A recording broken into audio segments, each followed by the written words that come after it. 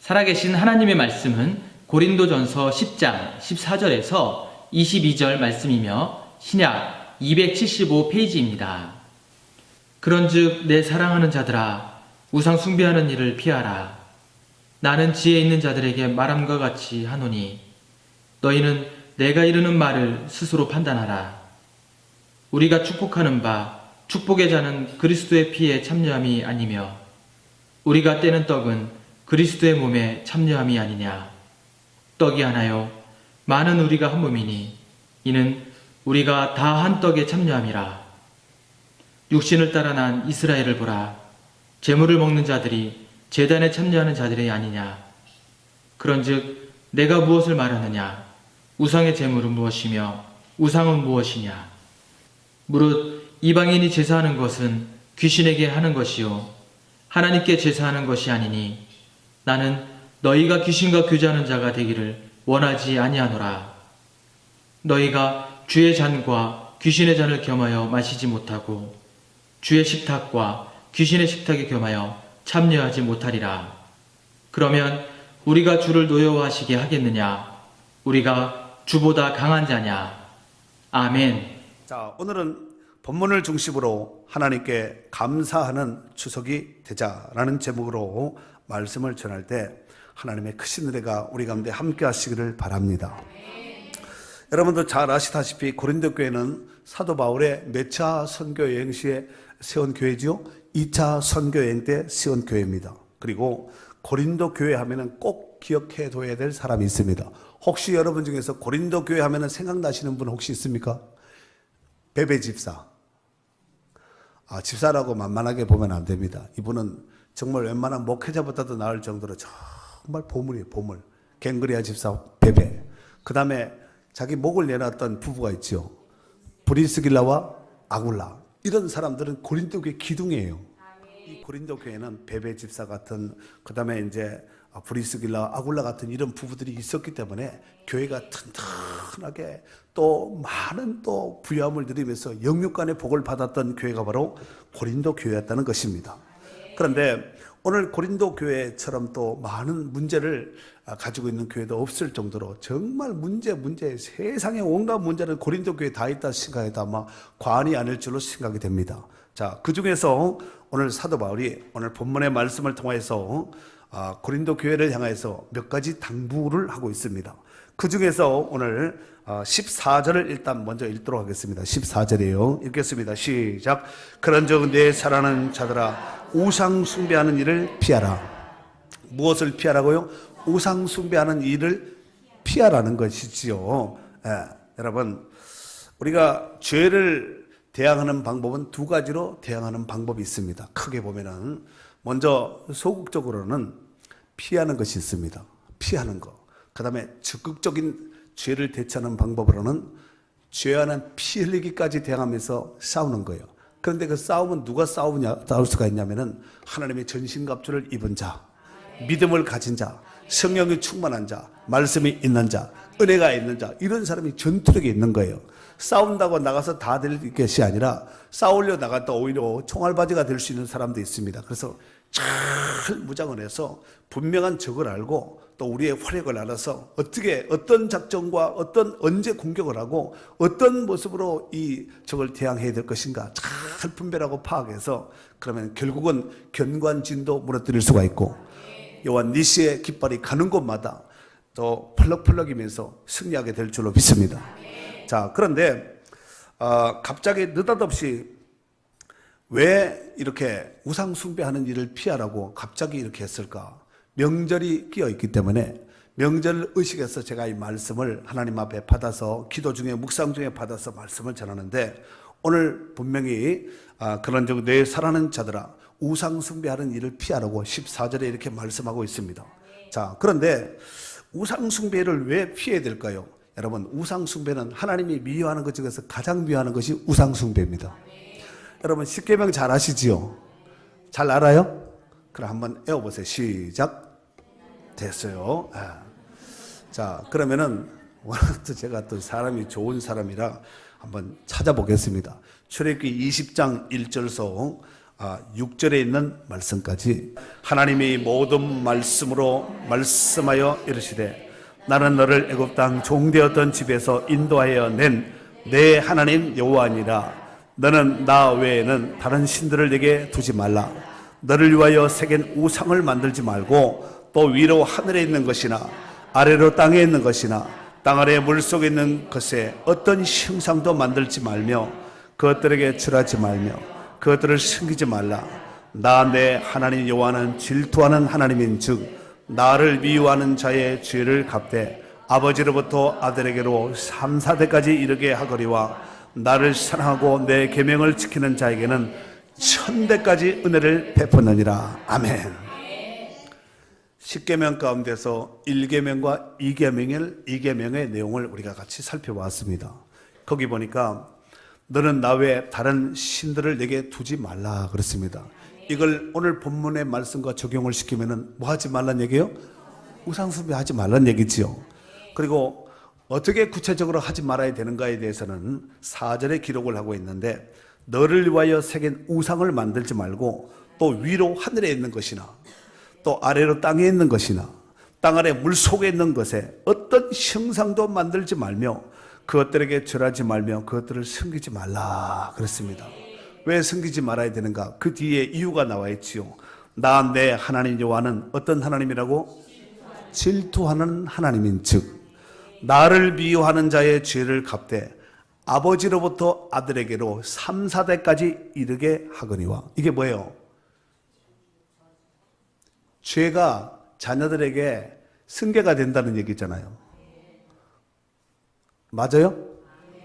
내가 지은 죄가 3, 4대면은 여러분 보세요. 3대면은 뭐예요? 손자, 증손, 고손까지도 이렇게 저주가 내려갈 수 있다는 것입니다. 하지만 6절에 보니까 나를 사랑하고 내 계명을 지키는 자에게는 1000대까지 은혜를 베푸느니라. 몇 대까지요? 1000대 복을 소망하시는 분들만 아멘. 3, 4대 저주를 받기를 원하시는 분 아멘 해보세요. 졸다가 보면 얼떨결에 아멘 할 수 있는데 오늘은 잘 안 걸리네. 아무튼 여러분 하나님의 말씀을 잘 지키고 하나님을 사랑하는 자에게는 1000대까지 은혜를 베푼다는 거예요. 1000대 전에 예수님 오시겠지요. 그러면 좋겠지만 혹 만약에 그때도 안 오시면 1000대까지 복을 받는 거라. 지금까지 조상 부모 잘못 만나가지고 혹 이런 거 저런 거 좋지 못한 분들이 혹여나 있다면은 오늘 이 시간에 말씀을 듣는 순간 여러분서부터 지금부터 1000대 복이 미쳐지는 선한 역사가 있기를 바랍니다. 아멘 하는 자들에게 이런 역사가 있을지어다. 아멘 아멘. 자, 실질적으로 출애굽기 32장에 보면은 이제 이스라엘 백성들이 출애굽한 이후에 한 100일 정도 만에 시내산, 시나이 반도에 있는 시내산에 딱 도착하게 됩니다. 그리고 하나님께서 모세를 호렙산에 시내산에서 부르지요.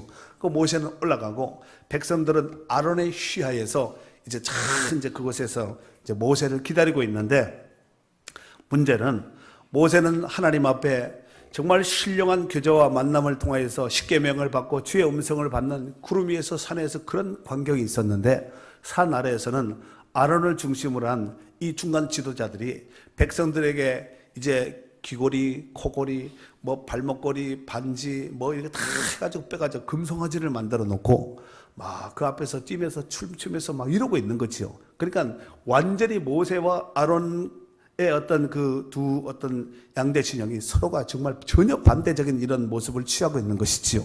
그런데 하나님께서 모세에게 내려가라 그랬죠. 그래서 십계명의 두 돌판을 받고 얼마나 가슴 벅찬 감격과 흥분 속에서 내려와 봤더니 산 아래서 막 뭐 음악 소리도 나고 뛰고 막 그냥 뭐 이게 난리가 난 거지요. 그래서 내려와서 자세히 봤더니 금송아지를 이렇게 세워놓고 그 앞에서 뛰고 춤추고 난리가 난 거지요.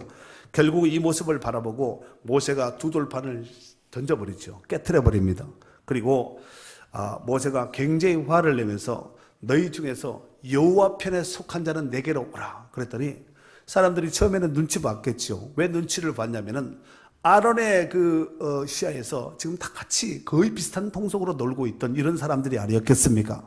근데 모세의 이 말과 함께 이제 한 사람 두 사람 오는 사람들이 있었으니 바로 레위 사람, 레위 자손들이 오게 되었습니다. 그래서 그들에게 각기 칼을 차라 그러죠. 칼을 찼습니다. 그리고 사람들을 죽이라 그러죠. 우상 숭배하고 불 앞에 뛰어난 사람들 남녀노소를 불문하고 다 찔러 죽이라 그러지요. 그리고 한 3,000명 가량의 피비린 나라는 이런 이제 죽음을 맞게 됩니다.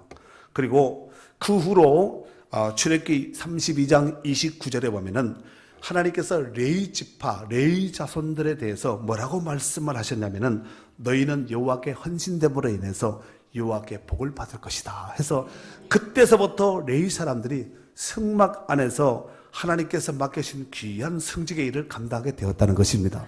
원래 성막의 일은 레위 자손들이 하는 것이 아니라 아론의 후손들이 했습니다. 잘 아시지요? 그런데 이 사건 이후로 레위 지파 사람들이 하나님의 성막 기구를 맡는 귀한 이런 성직을 감당할 수 있는 이런 은혜를 축복을 부여받게 된 줄로 믿습니다.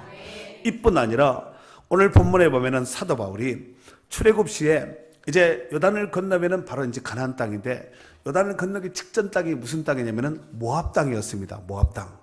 그런데 이 모압 땅에 있었던 사건을 오늘 이제 본장에 오늘 10장에 보면은 그 부분을 소개하고 있지요.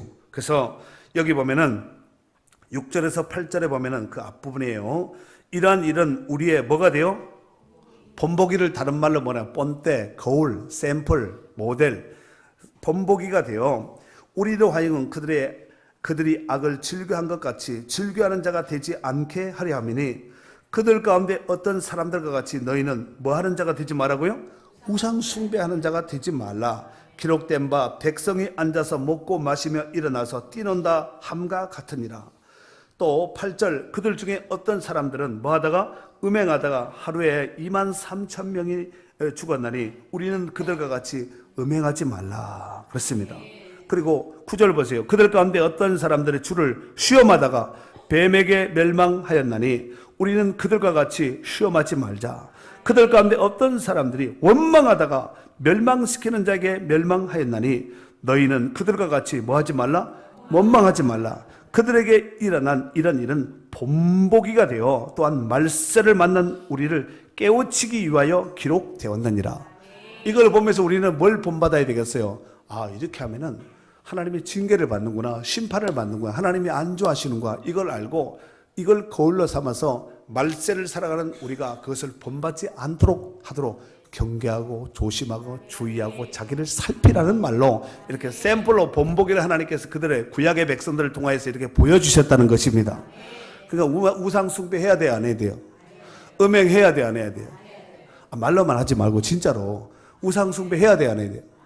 음행해야 돼요, 안 해야 돼요? 이거 입 내밀고 원망불평 해야 돼요, 안 해야 돼요? 절대로 원망하면 안 됩니다. 불뱀이 와서 독사가 요즘 독사들이 독이 많이 올라서 독이 세다는데 하여튼 자다가 뱀에 물릴 수가 있으니까 아파트에 무슨 뱀이 오겠나, 영적인 불뱀이 와서 칵 물어버리면은 이렇게 될 수 있다는 거예요. 아멘이죠.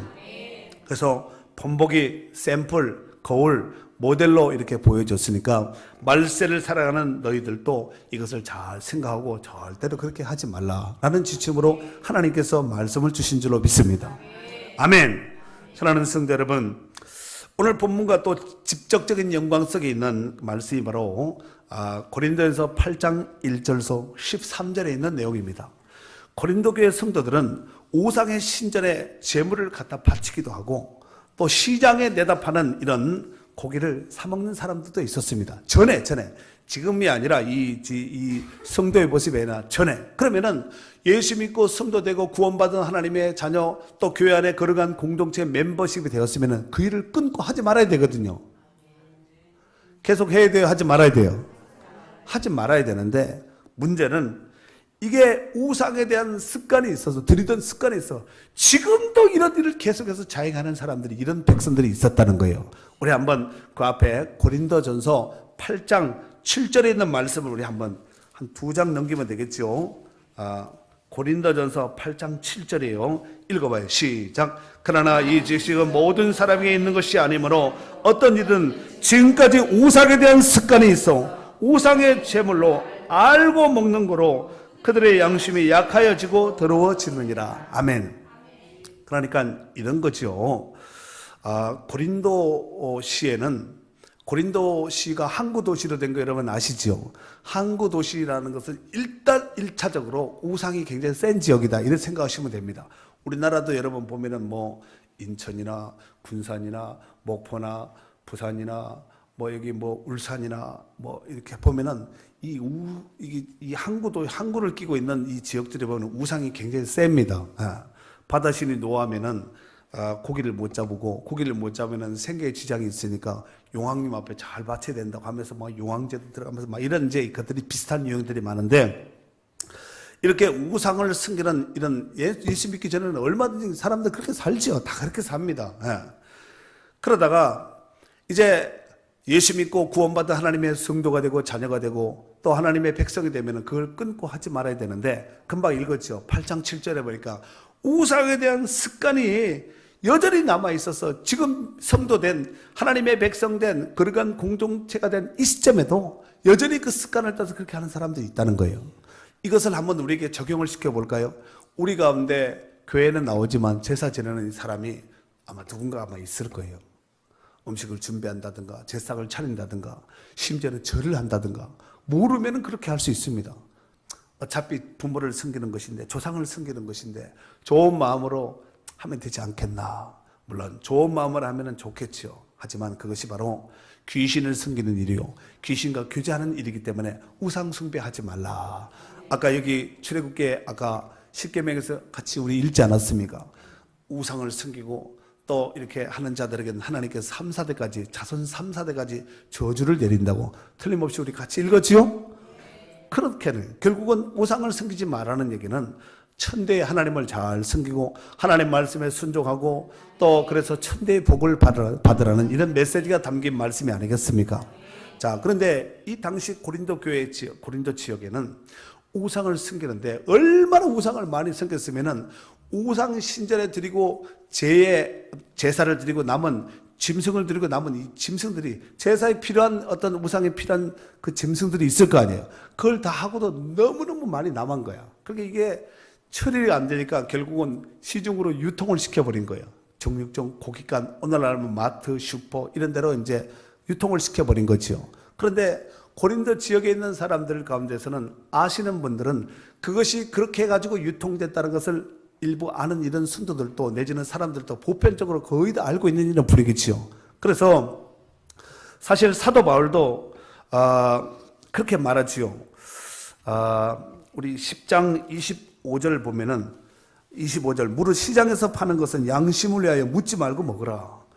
그러니까 주인한테 가서 이거 혹시 우상의 제물로 드렸다가 유통돼가지고 파는 거 아니에요? 이렇게 묻지 말고 주인의 양심을 믿고 그냥 묻지 말고 사 먹으라는 얘기죠. 이해가 되시죠? 그 물으면은 사겠어요, 안 사겠어요? 특별히 믿는 성도들 같은 경우는 기분 나쁘다고, 재수 없다고, 뭐 부정 탄다고, 뭐 이런 말을 써가면서 안 살 수가 있거든요. 그리고 또 주인이 그렇게 설령 그렇게 되었다 할지라도 주인이 이거 신전에 갖다 드렸다가 남아서 가져와서 파는 거예요. 이렇게 말하는 주인이 어디 있어요? 그렇죠. 절대로 그럴 일이 없다고. 장사해 보신 분 제 말 공감해요, 안 해요? 절대로 그런 일이 없다고. 우리는 그런 거 안 일지 안 맞는다고. 우리에게 한번 적용을 시켜볼까요? 계란 우리 보면은 바코드 마크 찍혀가지고 요즘은 옛날 계란은 막 이렇게 닭똥도 보던데 지금은 계란이 목욕을 하면서 그런 거 하나도 못 보지요. 그리고 요즘은 또 이렇게 계란 항생제 문제로 인해서 코드를 다 이렇게 찍지 않습니까? 그 안 찍힌 것은 사람들이 불안해서 못 먹는다는 거예요. 옛날에 없었을 때는 찍히든 않겠든 계란만 있으면은 아니면은 새알도 막 주워 먹고 막 그러지 않았어요? 그런데 이게 안 찍히면은 불안해서 못 먹는다는 거죠. 그런데 안 찍힌 계란이 혹시 나타나면은 이거 우리가 직접 이 뒷마당에서 키운 거예요. 이렇게 가서 팔고 그렇게 하지. 안 찍혔으니까 이게 맞아요. 이게 항생제 섞인 거 맞아요. 드세요. 없어서 할 수 없어요. 이렇게 해서 내놓은 다음에 누가 먹겠냐 이거지요. 제 말이 무슨 뜻인지 이해가 되면 아멘 해보세요. 그런데 오늘 사도 바울은 아까 고린도전서 10장 25절에 시장에 파는 것은 양심을 위하여 묻지 말고 먹으라는 거예요. 사도 바울도 이 부분에 대해서 인정을 했습니다. 그것이 우상의 제사에 드렸다가 가지고 온 것인지 낄 수도 있고 아닐 수가 있는가. 그거 묻지 말고 양심을 해서 시장에 파는 것인가 묻지 말고 먹으라는 얘기죠. 자, 그런데 오늘 사도 바울이 그들 가운데 불가피하게 우상의 제물을 사 먹을 뿐만 아니라 좀 더 적극적으로는 아까 8장 7절에 보니까 습관적으로 우상에 대한 이런 드리는 것이 즉 그런 어떤 습성들이 남아 있어가지고 여전히 그런 모습을 탑습하는 이런 모습이 있다는 거지요. 우리에게 적용을 시키면 교회에 나오면서 불구하고 우상에 대한 습관이 있어요. 제사에 대한 습관이 있어요. 여전히 그대로 또 이렇게 하는 분들이 있다는 거지요. 따라서 오늘 사도 바울은 우상의 제물을 사 먹는 것과 또 우상의 종교, 이 제의, 그러니까 제사 지내는 그 제에 참석하는 것은 엄연히 구별되어야 된다는 거예요. 그렇게 해서 먹을 수도 있겠지만 그걸 먹고 다시 힘내가지고 또 제사 옛 습관에 있어서 다시 이렇게 명절이니까 보름이니까 한번 그렇게 뭐 특별한 날이니까 한번 하겠다고 달 보고 빌고 뭐 이렇게 상 떠놓고 빌고 뭐 이런 사람들이 교회에 나오고 예수 믿고 하나님의 자녀 성도가 되었음에도 그렇게 하는 사람들이 있을 수가 있다. 우리 문화권에서 보면은 그런 사람이 있을 수가 있다는 것입니다. 그래서 사 먹는 것과 제사에 참석하는 것을 엄연히 구별을 시켜야 된다는 말씀이에요. 그러면서 세 가지 이제 비유를 오늘 본문에서 이렇게 신뢰를 들었습니다. 그 첫 번째로가 18절에 보니까 육신을 따라 난 이스라엘을 보라. 이게 뭐예요? 과거 이스라엘 백성들을 봐라.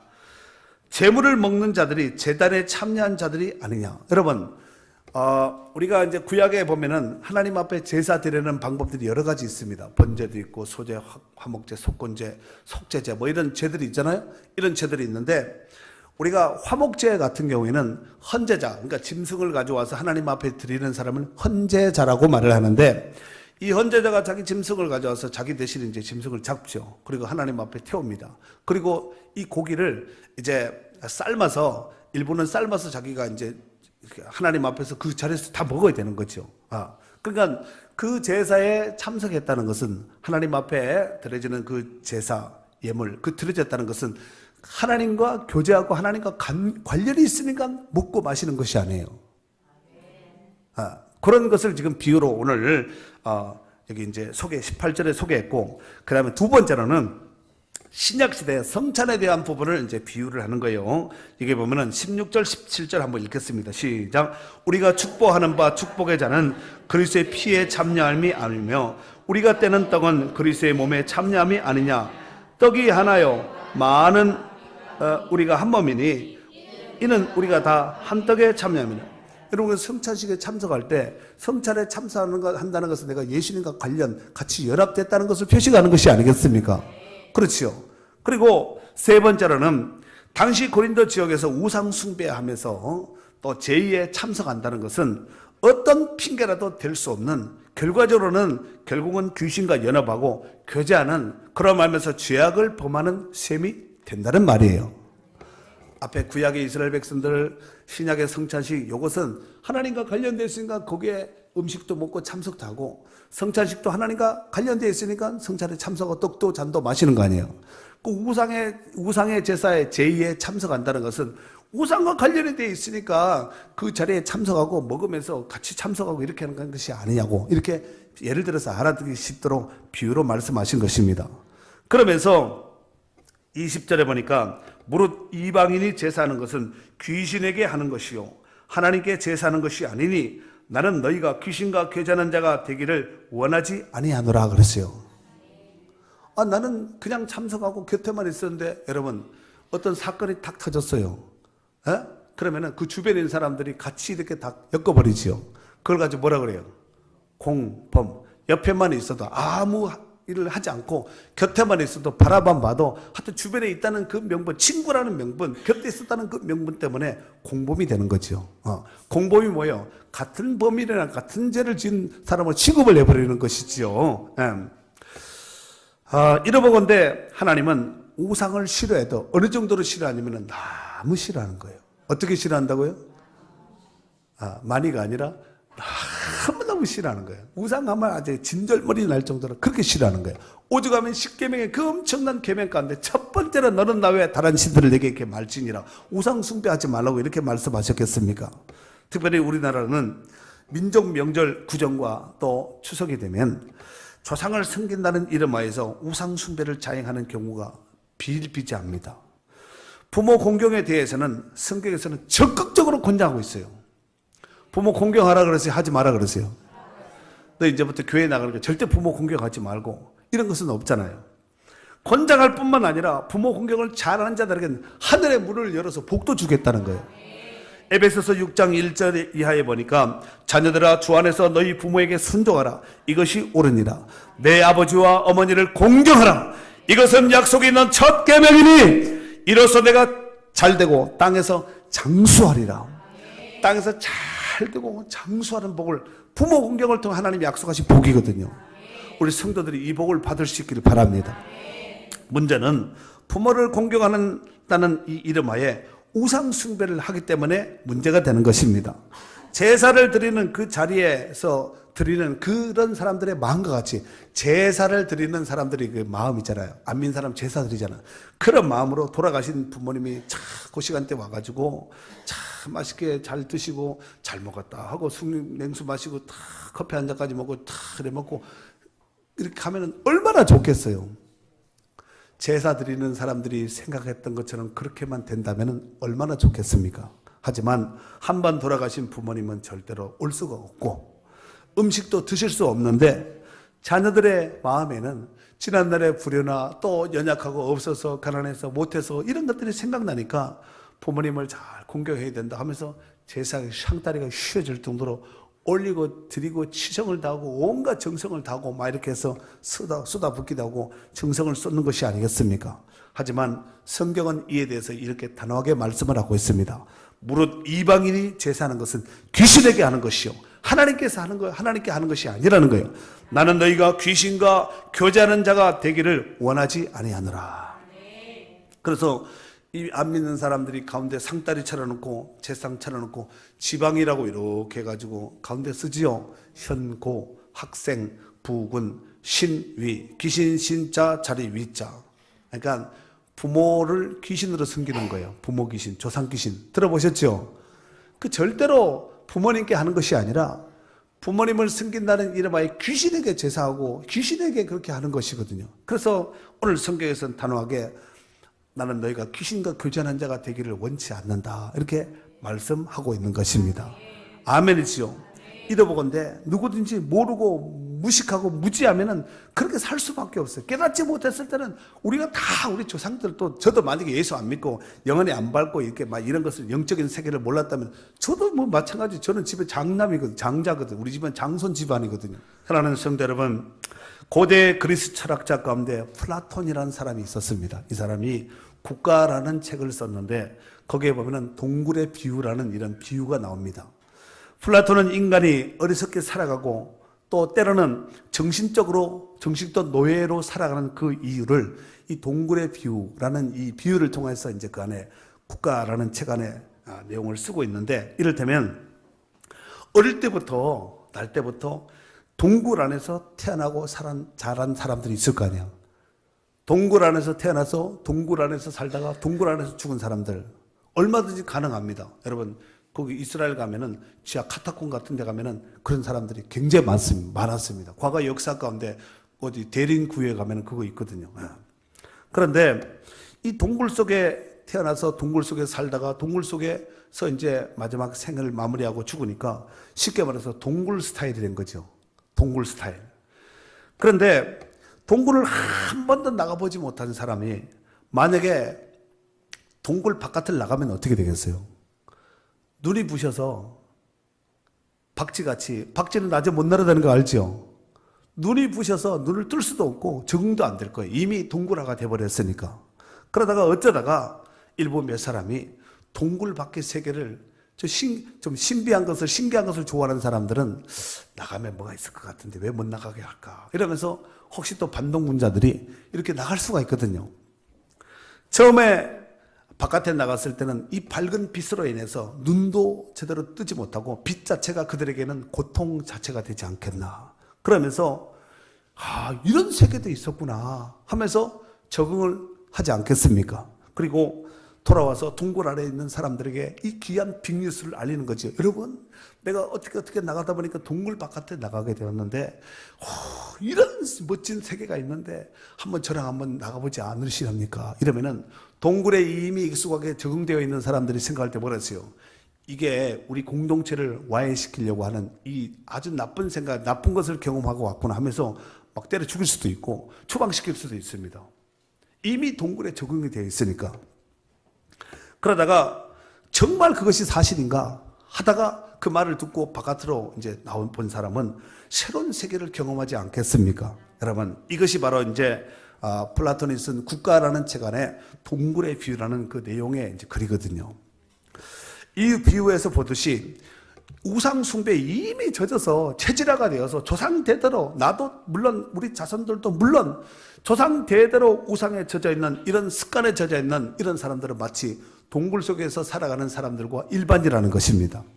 그리고 아직 하나님을 만나지 못했기 때문에 하나님이 아닌 다른 것을 하나님으로 착각하면서 그것이 전부인 것처럼 이렇게 생각하고 살아간다는 것입니다. 여러분, 우리가 믿지 않았을 때는 제사 지내는 거 당연하지. 또 무슨 절기나 이사 때가 되면은 날 잡아가지고 옮기는 것이 당연하지. 이렇게 살았던 사람들이거든요. 그런데 그렇게 살았던 사람들이 이제 예수 믿고 구원받아서 하나님의 자녀가 되고 딱 보니까 이게 다 속고 살은 거예요. 그럴 필요도 없는데. 그럴 필요도 없는데 속고 살은 거예요. 그 세월이 너무나도 억울하고 안타깝고 원통하지 않겠습니까? 네. 결국은 지난날의 삶은 원수 마귀에게 속고 사는 거예요. 원수 마귀는 속이고 죽이는 것이 주특기입니다. 요한복음 8장 44절에 보면은 예수님께서 이렇게 말씀하시죠. 이는 그가 거짓말장이요 거짓의 아비가 되었습니다. 거짓말장이고 거짓의 아비, 거짓의 아버지니까 거짓의 대부니까 거짓말은 끝내주게 하겠죠. 우리 식으로 말하면 밥 먹듯이 거짓말하고 속이고 죽이고 멸망시키는 일에 있어서 최한 전문가라는 얘기입니다. 사랑하는 성도 여러분, 전에 사도 바울도 그런 삶 속에서 살았습니다. 유대교가 가르쳐준 그 교리가 진짜인 줄 알고 참된 것인 줄 알고 거기에 목숨을 걸고 정말 마음을 다하고 뜻을 다하고 온 생명을 걸고 사도 바울이 그렇게 살았던 사람이었습니다. 율법 정교라는 틀 속에서 왜곡된 하나님의 모습을, 잘못된 하나님의 모습이 그것이 참인 줄 알고 그렇게 살았다는 것입니다. 그러니까 사도 바울의 입장에서 보았을 때는 유대교라는 동굴 안에서 그런 문화권 안에서 그렇게 살았다는 것입니다. 그러던 중에 다메섹으로 가는 그 길 위에서 부활하신 예수님, 빛보다도 더 밝은 부활하신 예수님을 만나게 되었습니다. 마치 동굴 속에 살던 사람이 동굴 밖에서 찬란한 햇빛 앞에 눈부셔서 눈을 제대로 뜰 수 없는 것과 전혀 새로운 세계를 만나게 된 것입니다. 이로 말미암아서 사도 바울은 영적인 새로운 눈이 띄어지게 되었습니다. 그리고 아나니아라는 이제 그 선지자를 통하여서 안수함으로 인해서, 그에게 안수받음으로 해서 눈에 비늘 같은 게 떨어지고 새로운 영안의 영적인 세계 가운데 그가 입문하게 되었다는 것입니다. 여러분, 사도 바울이 새롭게 보게 된 것은 부활하신 예수 그리스도께서 계시해 주신 것 같이 예수님이 참 하나님이고 예수님은 죽여야 될 대상자, 저주의 대상자가 아니라 예수님이야말로 하나님의 오리지널 형상이라는 것을 부활하신 예수님을 만난 그 이후에 사도 바울이 깨닫게 되었다는 것입니다. 그동안 왜곡되게 잘못되어 보았던 하나님에 대해서 정확하게 바른 눈을 뜰 수 있게 되었습니다. 이런 말미암아서 사도 바울은 우상 숭배의 긴 동굴에 이걸 빠져나와서 이제 새로운 광명의 세계, 하나님의 세계, 영적인 세계의 눈을 활짝 뜨게 된 줄로 믿습니다. 그래서 오늘 14절 15절에 보니까 그런즉 내 사랑하는 자들아 우상 숭배하는 일을 피하라. 나는 지혜 있는 자에게 말한과 같이 하노니 너희는 내가 이르는 말을 스스로 판단하라. 한번 우상 숭배하는 피하고 내가 왜 이런 말을 하는지, 앞에 보면은 구약의 이스라엘 백성들이 하나님 앞에 징계받고 죽고 음행하다가 2만 3천 명이 죽고 원망불평하다가 광야에서 불병에 물려 죽고 이런 일들을 거울 본보기 샘플로 삼았는데 왜 내가 그 말을 했는지 너희가 한번 잘 생각을 해봐라 하고 이제 사도 바울이 권면하고 있는 것이지요. 그렇습니다. 우상 숭배를 피하려면 우리는 깨달아야 돼요. 여러분, 우상이 참신이라고 알고 있는 사람한테 그 우상의 일하면 그 사람한테 먹히겠습니까? 그러니까 새로운 눈이 띄어져야 된다는 말씀입니다. 하나님만이 참신이라는 것을 깨달을 때, 바로 영안이 밝을 때, 영안도 밝아야 되고 영적인 깨달음이 있을 때 그렇구나 하고 이게 탁 다가오는 것이지요. 우리 주님 예수 그리스도께서 우리에게 계시해주고 또한 성령께서 가르쳐주신 그 하나님, 오직 그분만이 우리가 섬길 참 하나님인 줄로 믿습니다. 그래서 여호수아가 이제 여호수아 마지막 장에 보면은 그런 말을 하지요. 나와 내 집은 오직 여호와만 섬기겠노라. 이게 깨닫는 자, 눈뜬 자의 신앙 고백인 줄로 믿습니다. 사랑하는 성도 여러분, 사도 바울은 이방인에게 제사하는 것은 귀신에게 하는 것이라고 말씀하면서 우상 숭배하는 일을 절대로 피하고 하지 말 것을 오늘 촉구하고 있습니다. 22절 마지막 절에 보니까 그러면 우리가 주를 노여워하시게 하겠느냐? 우리가 주보다 강한 자냐? 우상 숭배해서 하나님을 노여워하게 하시겠느냐? 주보다 강한 자냐? 노하게 하면 안 된다는 얘기죠. 주보다 강하지 않다는 얘기가 아니겠습니까? 여러분, 아까 출애굽기 20장 6절에 나를 사랑하고 내 계명을 지키는 자에게는 1000배까지 은혜를 베풀어 주신다 그랬습니다. 아멘. 하나님을 사랑하고 하나님의 말씀을 지키므로 해서 천대의 축복을 받을 수 있는 주인공들이 될 수 있기를 바랍니다. 시편 144편 15절에 보면은 이런 백성은 복이 있나니 여호와를 자기의 하나님으로 삼는 백성은 복이 있도다 그렇습니다. 우상 앞에 절하고 우상을 섬기다가 온갖 저주요 온갖 재앙의 표적이 되지 말고 하나님을 잘 섬겨서 하나님을 기쁘시게 하며 영광 돌리며 그로 인해서 감사 찬양으로 또 복된 명절 잘 보낼 수 있기를 주의 이름으로 축원합니다.